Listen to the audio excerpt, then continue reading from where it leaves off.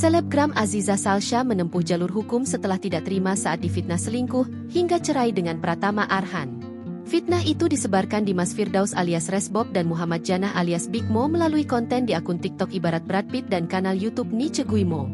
Aziza Salsha melaporkan akun TikTok dan kanal YouTube itu ke Bareskrim Polri, Selasa, 12 Agustus 2025. Sebelum ada laporan itu dilakukan Aziza Salsha, orang tua Resbob dan Big Mo meminta maaf terbuka ke istri Pratama Arhan tersebut.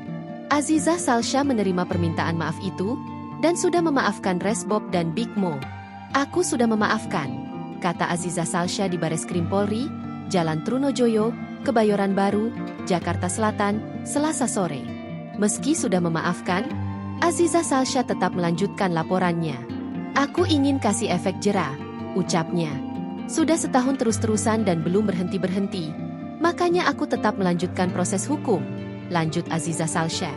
Menurut Dipo, pengacara Aziza Salsha, dua akun tersebut diduga sudah melayangkan fitnah atau informasi yang tidak benar tentang kliennya.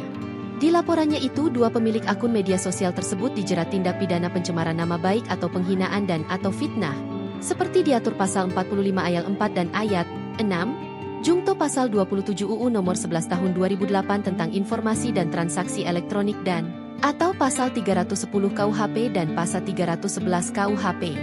Ancaman hukumannya 4 tahun penjara, kata Dipo. Meski keluarga Resbob dan Big Mo sudah minta maaf melalui penayangan podcast, Aziza Salsha tetap akan meneruskan proses hukum sampai ke meja hijau. Laporan ini jalan terus. Azizah ingin memberi pelajaran ke masyarakat tentang bermain media sosial, ujar Dipo. Download Tribun X sekarang, menghadirkan lokal menjadi Indonesia.